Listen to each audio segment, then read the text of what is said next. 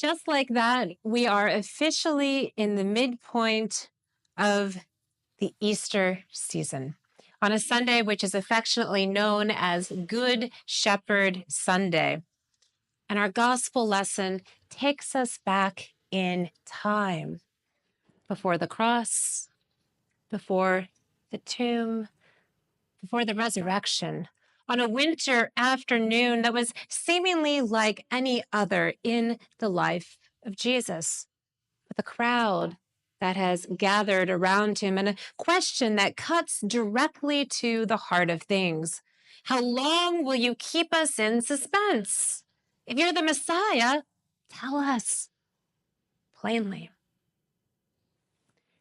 Maybe some in the crowd had witnessed a miracle. Maybe some were curious about who Jesus really was. Maybe some were confused or even angry by his teaching. We are not told why the crowd asks Jesus this question about his identity, but we are told that they do so with a sense of urgency. If you are the Messiah, then tell us plainly. On this fourth Sunday in the Easter season, the identity of Jesus should be fairly clear to us by now. We have celebrated his resurrection. We have remembered and here at St. Thomas creatively retold on Holy Humor the story of Thomas and his insistence that he touch and see Jesus himself. And then last Sunday, we pondered what we might learn from breakfast on a beach and an excellent sermon offered by my husband, Bradley. We are smack dab in the middle of the Easter season, and the Easter season is, in fact, all about the risen Christ, Jesus revealed once and for all as Messiah. So why do we ask this question now? Why go back in time to a gospel lesson that invites us to ponder with the crowd that day? If you are the Messiah, tell us plainly. Well, like so many things in our worship, there is a surface reason that's related to tradition. Good Shepherd Sunday was a liturgical reform introduced by Vatican II. That's the official reason. The church, by which I mean the larger church, set apart a Sunday to remind its members that Jesus is our good shepherd, and that we're called to follow him, even and especially when he's no longer physically in our midst. This was also a Sunday set apart to pray for those who commit to a vocational life in the church, for priests, for nuns, for monks, and in the case of our Catholic brothers and sisters this week, they certainly will be praying for and celebrating the election of a new Pope, Leo. And so Good Shepherd Sunday is this occasion to pray for the life of the church and to remind ourselves that we are all called to follow Jesus as our good shepherd. That's the traditional answer. But embedded within this, I believe, is a deeper truth being expressed. A truth that can honestly be hard to admit to ourselves, if we're being honest. But beloved, we often fail to see Jesus when he's right there in our midst. We fail to recognize who God really is. And because of that, we fail to follow God. We fail to hear God's voice, even when God is lovingly calling our name, imploring us to come and see, go and do likewise, to belong. It makes complete sense to me that just 3 Sundays after celebrating Easter, we're already asking, yeah, but are you really God? Do your words, do your teachings actually have any real claim upon me? If you're really the Messiah, say so plainly in a way that I can understand. Here's the thing about belief.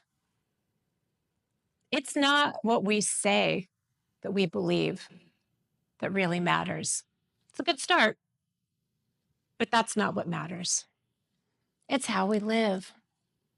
It is how we live, and it's what we do. And it's most especially how we treat others and whether or not we believe Jesus when he tells us that we are called to love our neighbor and our God as ourself.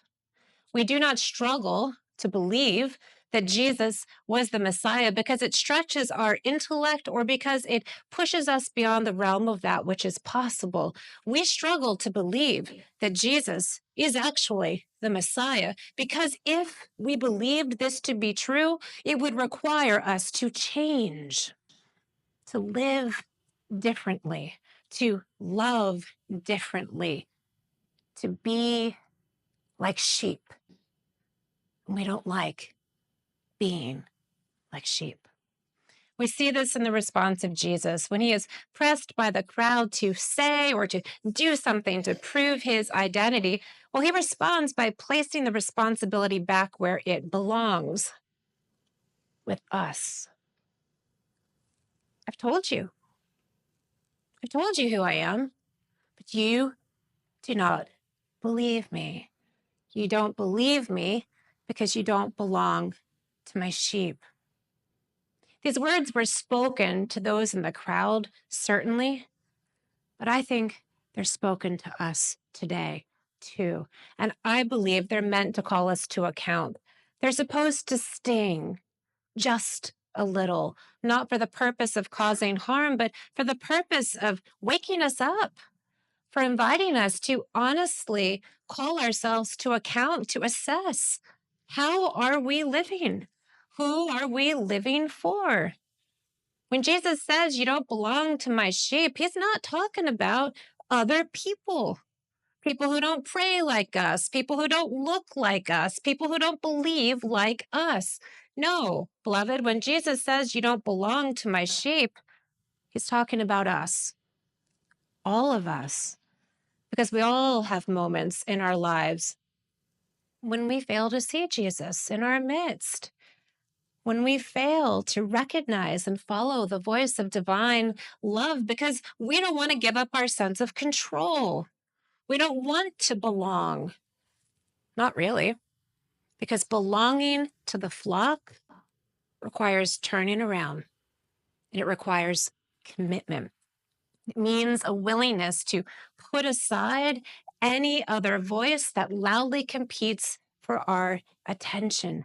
Voices that tempt us to believe that, well, we don't really have to take Jesus at his word. We don't really have to live like he did. These voices these voices coax us to believe that belonging to the flock is somehow a matter of identity, a mantle we can put upon ourselves, a label that we can confidently rest in, rather than a way of being, a way of living. The earliest followers of Jesus called Christianity the way for a reason, long before it was called Christianity. Following Jesus is a way of living that places him in the very center of who and what we are. But it's not easy. There are so many other voices that compete for our attention, voices that tempt us to wander away from our good shepherd, voices that whisper to us that we aren't who God says we are, beloved, and that others aren't who God says they are either, beloved. And so that it's each person and each sheep for themselves. I've told this story before. When I was a child, I was deeply suspicious of what was lurking in the green pastures in Psalm 23. When I heard the words, "The Lord is my shepherd, I shall not want," I thought it meant the Lord is a shepherd that I shall not want, that I wouldn't want to have. And that the shepherd of Psalm 23 was probably somebody who was going to make me do something I really didn't want to do, like eat broccoli or go to bed early when I still wanted to stay awake. I was convinced that the shepherd was somebody bad and that there was something awful lurking in green pastures because the shepherd would have to make me lie down there. I've come to a more mature understanding of Psalm 23, but more often than I'd like to admit, My life speaks to that childish perspective.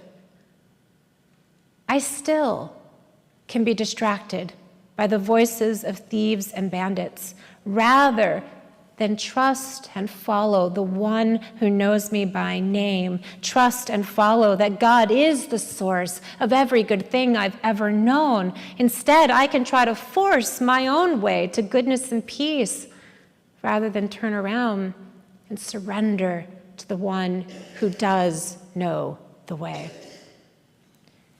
Here's the thing I'm learning to believe, and I'm trying to live. The green pastures are actually a place within us, a wellspring from which you can draw from, a place within where you know and experience the peace and love of Christ. Green pastures aren't some place that's set apart, a place where we are somehow separated from the world around us or from other people. No, it's a place where Christ dwells within each one of us, in our hearts and our souls, a place that we can and should return to again and again when we are tempted by the thieves and bandits of this life, our fear, our pride, our anger, our self-absorbed ways. Jesus is the Good Shepherd, ever calling us back home to him to belong to the flock, to be in relationship. And the thing is, it's not just for us. It really is for everyone, every single person. The Good Shepherd will leave the 99 other sheep behind to find the one sheep who is lost.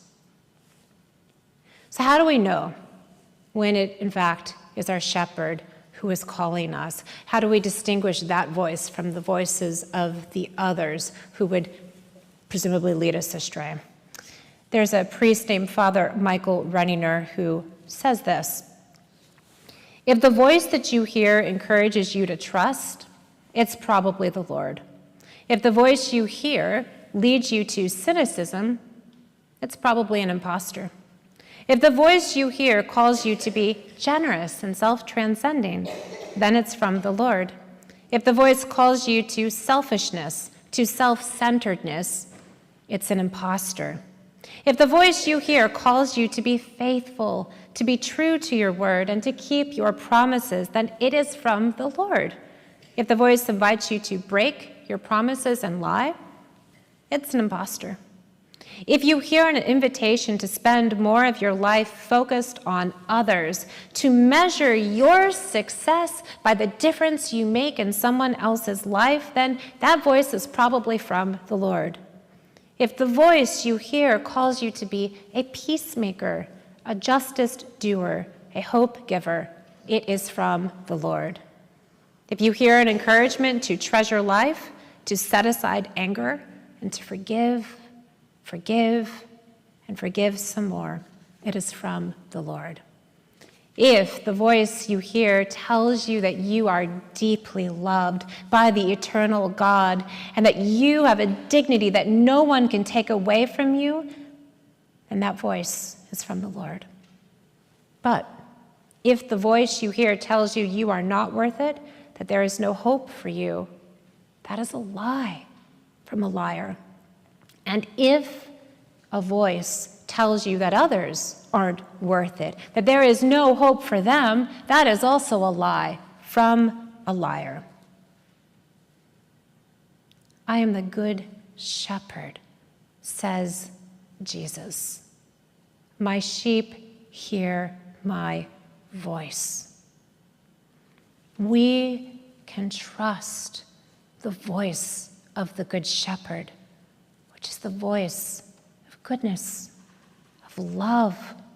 Life may not come with guarantees, but we can trust the goodness of the one who loves us, who invites us to let go, to turn around, and to follow him. And we can also trust that there's enough of this goodness, not just for ourselves, but for everyone. And that as our psalm assures us that surely goodness and mercy will follow us all the days of our lives. I read a beautiful reflection on this psalm this week from Bishop Craig Loya. He is an Episcopal bishop in the Diocese of Minnesota, and he suggested that it is helpful to refresh our understanding of what the word follow means.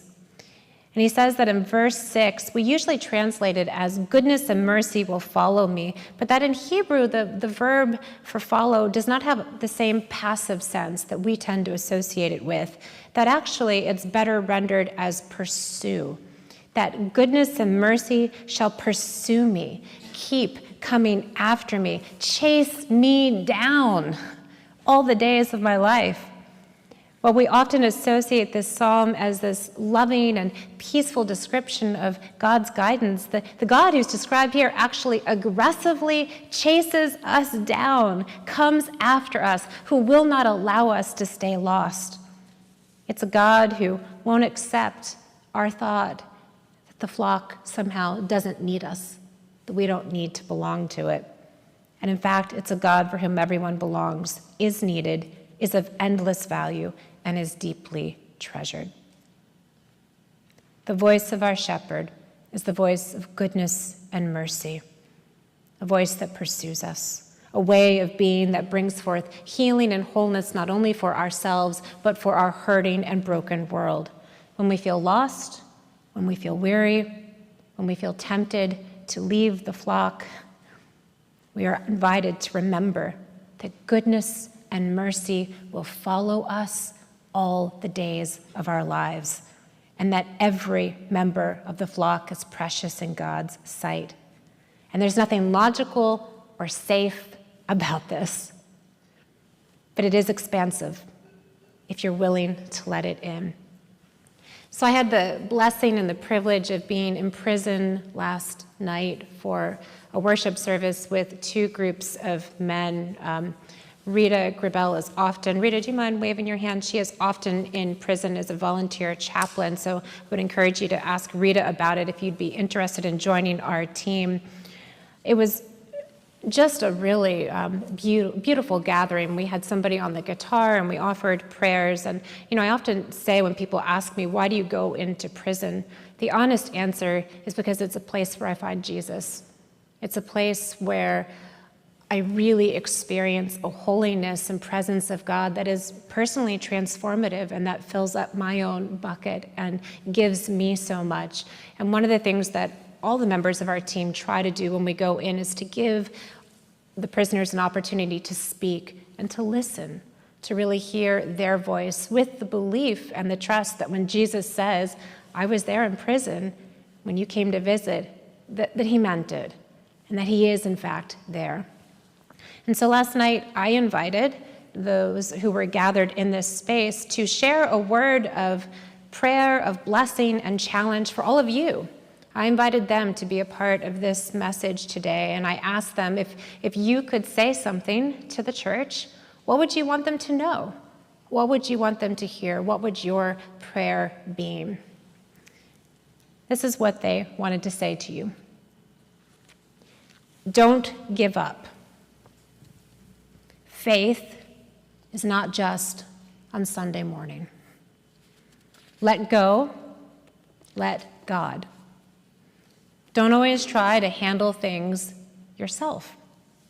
Don't be afraid to ask for help.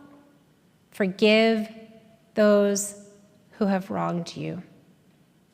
Forgive yourself. Pray for your enemies. Try to see the good in every situation and in others. To be obedient, you must listen. There is a reason you are here. The place where God puts you is the place where God can use you. Jesus was on the move. Don't sit still. Know that you are loved. It's okay to cry. Jesus cried too. And finally, remember that you are worthy just for being. Beloved, may goodness and mercy not only follow you, but find you and take hold. May you not only hear and know the voice of the Good Shepherd, but may you belong to the shepherd's flock, that your lives may be a reflection of his love in this world. Amen.